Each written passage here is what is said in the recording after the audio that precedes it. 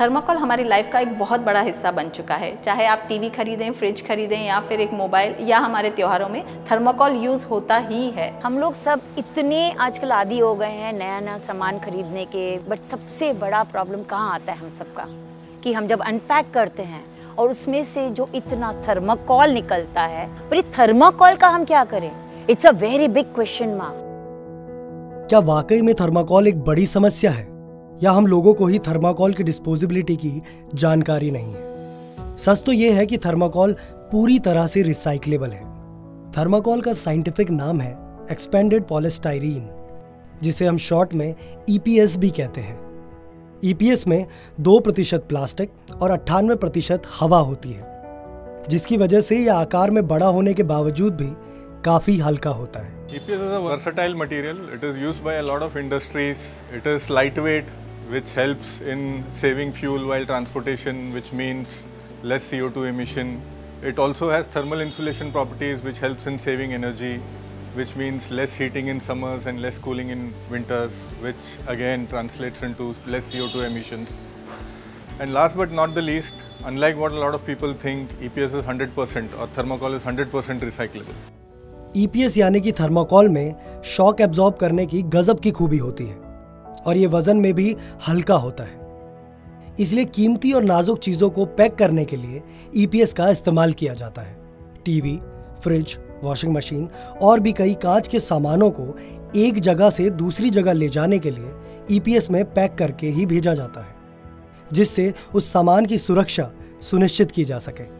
EPS की insulating property की वजह से थर्माकोल बॉक्सेस को मेडिकल इंडस्ट्री में वैक्सीन्स, दवाइयाँ, ब्लड पाउचेस रखने के लिए इस्तेमाल किया जाता था, ताकि उनको एक सीमित तापमान मिल सके। लेकिन अब EPS का बिल्डिंग के कंस्ट्रक्शन में भी बहुत बड़ा योगदान है, जिससे घरों में भी एक सीमित तापमान बनाए रखने में मदद मिलती है। Expandable polystyrene has applications in packaging and construction sector.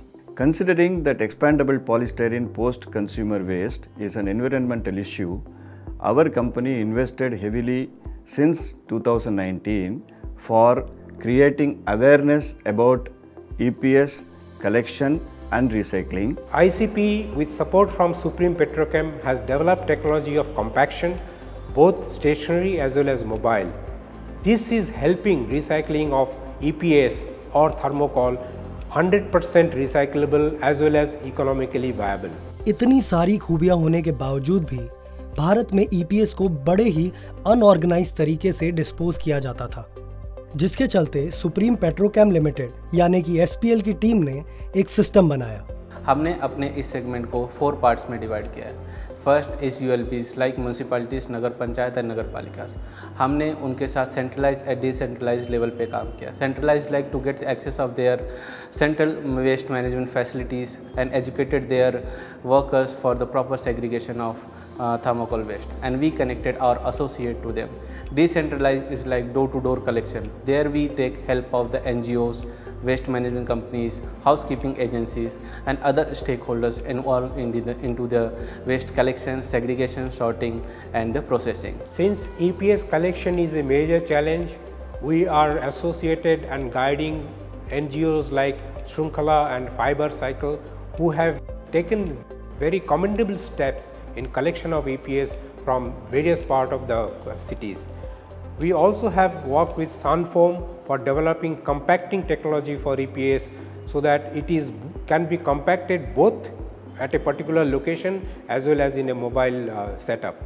We created facilities which handled more than 40,000 tons of EPS post-consumer waste every year.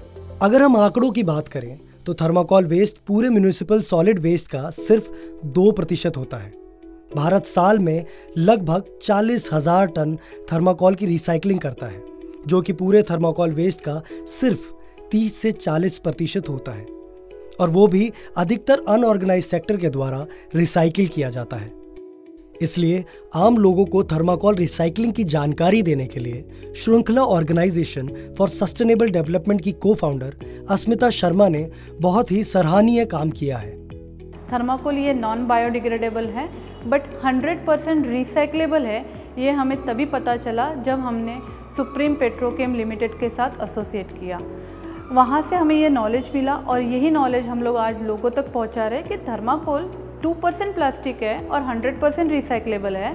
हमें सिर्फ क्या करना है तो उसको प्रॉपरली कलेक्ट करना है। इसको आप अपने हाउसकीपिंग वालों को दो, वो लोग अपने एक बैग में कलेक्ट करेंगे, जो बैग श्रृंखला ही उन्हें पहुंचाती है। और एवरी 15 डेज़ में श्रृंखला एक ड्राइव रखती है, कलेक्शन ड्राइव, और ये सोसाइटीज़ जो हमारे साथ कनेक्ट हुई है वो सोसाइटीज़ ये सारा कलेक्टेड थर्माकोल रिसाइकलिंग के लिए देती है। नमस्कार, मैं डॉक्टर सुभाष राव हूँ और ये अमृता जी और रोहित जयकर जी है। हम लोग Seawoods estate cooperative housing society के कमेटी मेंबर्स हैं जो हाउसकीपिंग पोर्टफोलियो संभालते हैं। ये हमारी हाउसकीपिंग की टीम है। हमारी सोसाइटी में 11 बिल्डिंग है जिसमें अराउंड 700 फ्लैट्स है। डेली जब हाउसकीपिंग साफ़ सफाई होती है, डेली जो थर्माकोल जनरेट होता है वो कलेक्ट करते हैं, बिल्डिंग नंबर 48 में जमा करते हैं और जब रूम भर जाती है तो हम लोग श्रृंखला ऑर्गेनाइजेशन को कांटेक्ट करते हैं और वो हर 15 दिन में एक बार गाड़ी भेजते हैं और ये थर्माकोल ले जाते हैं। श्रृंखला कुछ टाइम पहले मेरे सोसाइटी में आई और उन्होंने हमें बताया कि थर्माकोल 100% रिसाइक्लेबल है। वो हर 15 दिन में हमारे सोसाइटी से थर्माकोल कलेक्ट करते हैं। हमारे छोटे बड़े थर्माकोल हम एक बैग में डाल के उनको सबमिट करते हैं और ये थर्माकोल वो अपनी सही जगह पर पहुंचाते हैं।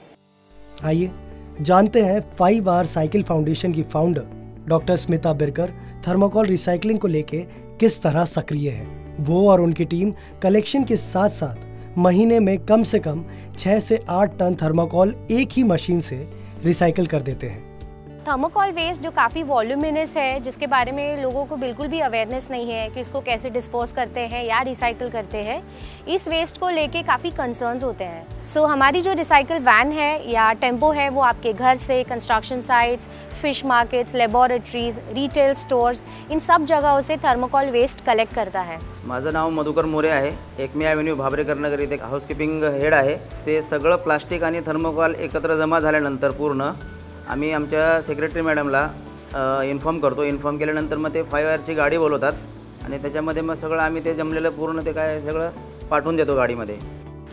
मटेरियल फैसिलिटी में थर्माकोल पहुंचने के बाद की प्रक्रिया के बारे में स्मिता के सहायक और 5R साइकिल के डायरेक्टर सचिदानंद चतुर्वेदी क्या बताते हैं। अलग अलग जगहों से कलेक्ट किया हुआ वेस्ट थर्माकोल सबसे पहले हम हमारे 5R साइकिल फाउंडेशन के मटेरियल रिकवरी फैसिलिटी पर लाते हैं, जिसके बाद उसमें लगे हुए टेप्स, कील्स और फिश बॉक्सेस में लगे कीड़े, जिसको कि हम पहले क्लीन करते हैं और उसे हम हमारे पास जो मशीन है EPS मेल्टर कॉम्पैक्टर, जिसमें हम उसे डालते हैं और उसे प्रोसेस करते हैं। इस प्रोसेस से थर्माकोल का 90% वॉल्यूम रिड्यूस हो जाता है और इस मशीन से हम 1 घंटे में 60 kg थर्माकोल प्रोसेस करते हैं इनटू लम्प्स, या जिसे हम गट्ठा भी बोलते हैं। EPS is made from a single polymer polystyrene, very similar to what we are doing today with PET bottles, which is recycled into very useful products.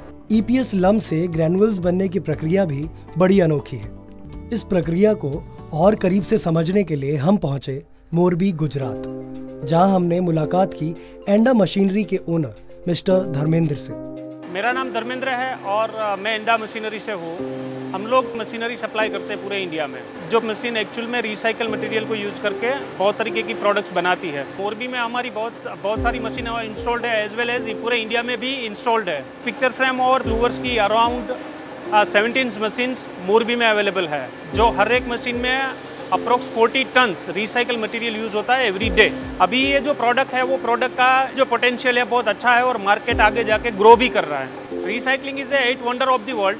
हम एक तो रिसाइकल मटेरियल को रीयूज़ करके एनवायरनमेंट का भी फ़ायदा कर रहे हैं, एज वेल एज एक्सपोर्ट इंपोर्ट करके हम इकोनॉमी को भी बूस्ट कर रहे हैं। EPS लम्प से ग्रैनुअल्स बनाने के लिए पहले EPS लम्प्स के टुकड़ों को ग्राइंडर मशीन में डाला जाता है, जहां से ये श्रेड होकर छोटे छोटे टुकड़ों में बदल जाते हैं। फिर वहां से ले जाकर इन टुकड़ों को मिक्सर में डाला जाता है और मिक्सर में 10 से 15 मिनट घुमाने के बाद इन टुकड़ों को ग्रैनुलेटर मशीन में डाला जाता है, जहां से EPS के टुकड़े पिघलकर एक तार के फॉर्म में बाहर आते हैं और एक वाटर टैंक में ठंडे होने के बाद ये एक मोटी डोरी में बदल जाते हैं।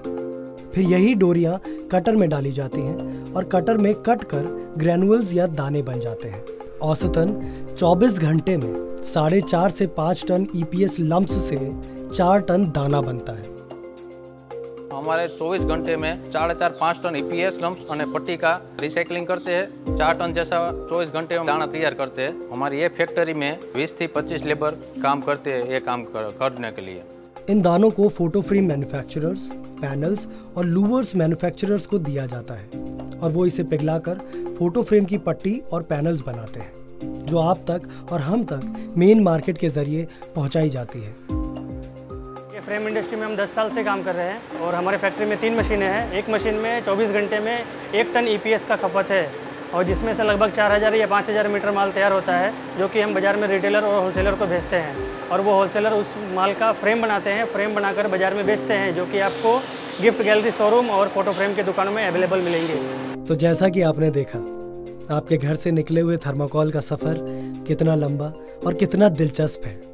अगर हम थर्माकोल को यूं ही ना फेंक कर एक सही तरीके से उसे सही लोगों तक पहुंचा दें तो हम जाने अनजाने पर्यावरण को तो संवारेंगे ही, लेकिन इस सफ़र के दौरान हम उन लोगों की आजीविका का कारण भी बन सकते हैं जो थर्माकोल रिसाइकलिंग के हर एक पड़ाव पर काम करके, मेहनत करके अपना घर चला रहे हैं।